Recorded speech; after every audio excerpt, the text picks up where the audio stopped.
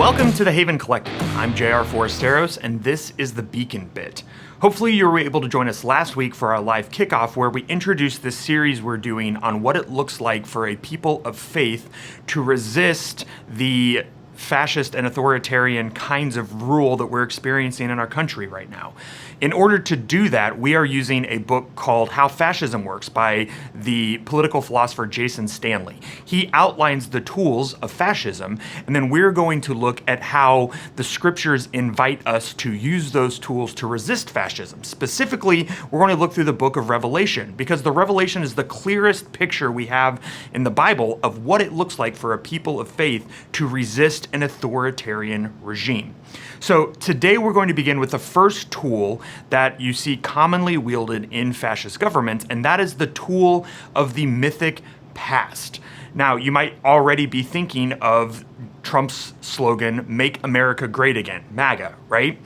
This harkens to a time in America's history when it was allegedly greater, more powerful than it is today. And so it might be natural for us to ask, and we have even done that, many of us said, well, when specifically are you talking about that America was great? Like, if you're wanting to rewind the clock or take us back to some other time that was better, what specific time is that? Like, could you give us a 5-year period or even a 50-year period?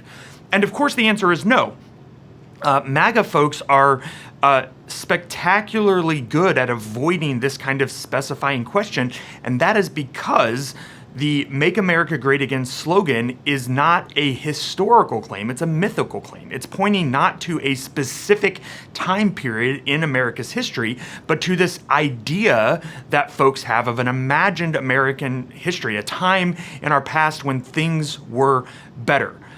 This is important because the MAGA folks are not stupid. They're not mindless drones just kind of blindly following their leader. This is a particular tool that fascist movements and demagogues wield to point us back towards a non-specific time in our past to connect to our emotions so that we want to follow their policies. The way Stanley explains it is like this.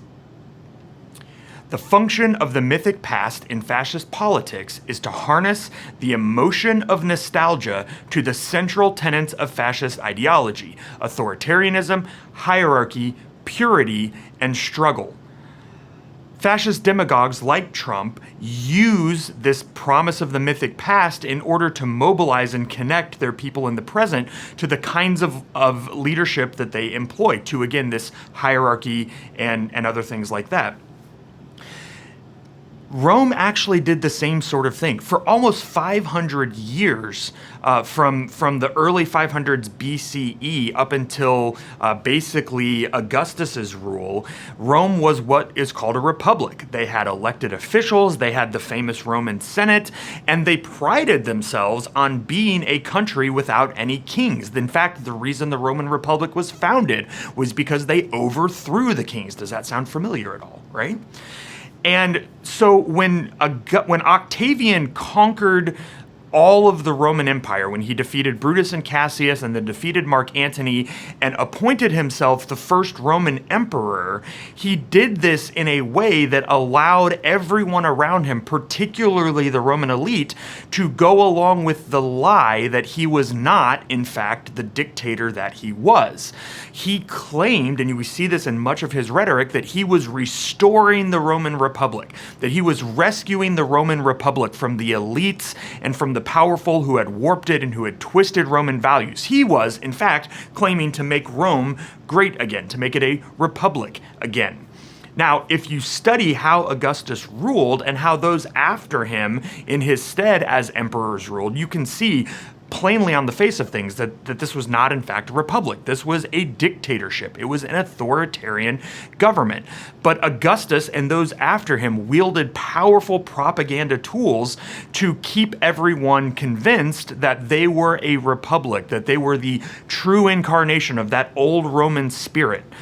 You've heard probably, we've talked about it a lot at Haven before, about the Pax Romana, or the Peace of Rome, where Augustus said, hey, Rome is this great peaceful nation, and if you join with Rome, then you get to experience that peace too. Now again, that's patently false. In fact, for nearly all of the 500 years of the Roman Republic's existence, they were in a state of war. Right? But the facts don't matter, because Augustus's claim to restore the Roman Republic was not a historical claim. It was a mythical claim. It was saying that, hey, the chaos and the turmoil that Rome is experiencing right now is bad. And if you follow me and you trust in my ability to bring peace, we will make Rome that peaceful great republic that it once was. We'll do that again. One of the main weapons that they wielded in their propaganda tools was this image of the goddess Roma.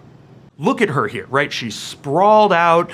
There's all of these pictures of bounty. There's weed and fruit. She has these two kids near her that probably represent Romulus and Remus, the founders of Rome, that she allegedly nursed and led them to found Rome. This image of the goddess was everywhere. And what it again communicated was that if you follow the way of Rome that was started by Augustus and continued by these other Caesars, you will get to share in Rome's bounty. It was really, really powerful propaganda, because of course, anywhere you looked, you could see elite people who followed Rome's way and were benefiting from it.